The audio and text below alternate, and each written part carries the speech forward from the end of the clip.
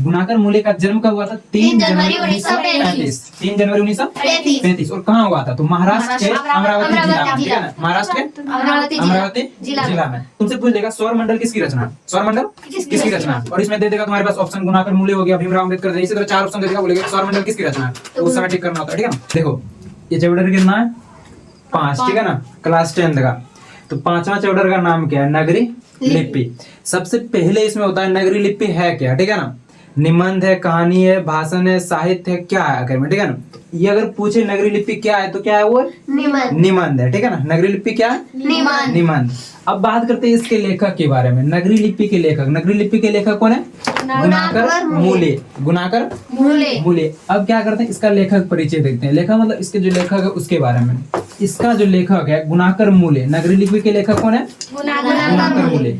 गुणाकर मूल्य का जन्म कब हुआ था? 3 जनवरी 1935। 3 जनवरी 1935। और कहाँ हुआ था? तो महाराष्ट्र के अमरावती जिला में, ठीक है ना, महाराष्ट्र के अमरावती जिला में। अरे कोई दिक्कत नहीं। मृत्यु की बात करें, मृत्यु मतलब उसका निधन। इसको मृत्यु को कभी निधन भी देता है, ठीक है ना, और मृत्यु दोनों एक ही होता है, ठीक है। निधन या तो मृत्यु। तो निधन कब हुआ था? तो 16 अक्टूबर 2009 को, ठीक है ना, 16 अक्टूबर 2009 को। शैक्षिक योग्यता मतलब वो पढ़ाई कैसे किया था, ठीक है ना।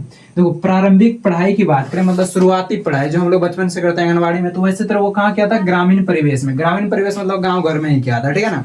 फिर उसके बाद मैट्रिक और एमए, मैट्रिक और एमए इलाहाबाद विश्वविद्यालय से। मैट्रिक और एमए कहाँ से किया था? इलाहाबाद। तुमसे क्वेश्चन पूछेगा कि गुणाकर मूल्य ने मैट्रिक कहाँ से किया था, तो क्या बोलेगा? इलाहाबाद विश्वविद्यालय से। या तो बोलेगा उसकी प्रारंभिक शिक्षा कहाँ से हुई थी, तो क्या बोलेगा?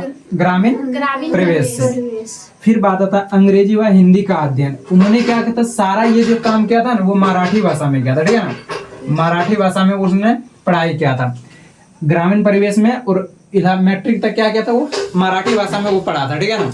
उसके बाद उन्होंने अंग्रेजी और हिंदी का अध्ययन बाद में किया था। उसको पहले अंग्रेजी और हिंदी नहीं आता, जैसे हम लोग को अभी मराठी बंगाली नहीं आता ना, उसी तरह पहले उसको अंग्रेजी सब नहीं आता था। तो वर्धा से उन्होंने क्या किया था? अंग्रेजी और हिंदी का अध्ययन किया था, मतलब पढ़ाई किया था। कहाँ से? वर्धा से। तुमसे पूछ सकता है अंग्रेजी और हिंदी का अध्ययन कहाँ से किया था? वर्धा से। या बोलेगा अंग्रेजी और हिंदी का शिक्षण कहाँ से लिया था, तो कहाँ हो जाएगा? वर्धा से।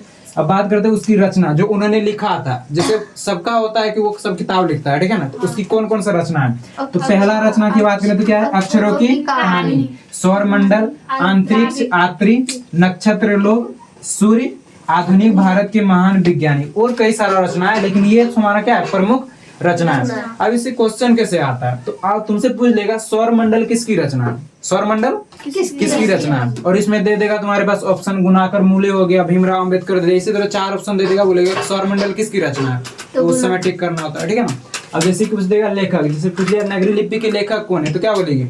गुणाकर मूल्य। अब इसमें पूछ सकता है जन्म की बात करें कि सीधा बोलेगा गुणाकर मूल्य का जन्म कब हुआ था? 3 जनवरी। अक्सर आता है, देखो अक्सर जब पूछेगा जन्म, मृत्यु, स्थान भी पूछ लेता है, ठीक है। तो ये सब थोड़ा याद रखना। और ये वाला कहानी इधर से थोड़ा कम पूछता है, लेकिन ये वाला ज्यादा पूछता है। उसका जन्म और मृत्यु और स्थान, ठीक है ना। और इसमें से प्रमुख रचना 1-2 बार जब पढ़ लेंगे तो पता चल जाएगा कौन सी रचना किसकी है, ठीक है। तो ये रचना पूरा याद करना। और इससे पहले हम कितना चैप्टर 5 हो गया, 4 चैप्टर बता चुके।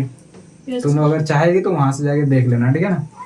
और यहाँ तो लिख ही रही है, तो ये पूरा चैप्टर क्या होगा? कंप्लीट होगा तुम्हारा लेखक परिचय। और कहानी पढ़ लेना एक बार तो सारा कंप्लीट हो जाएगा, ठीक है।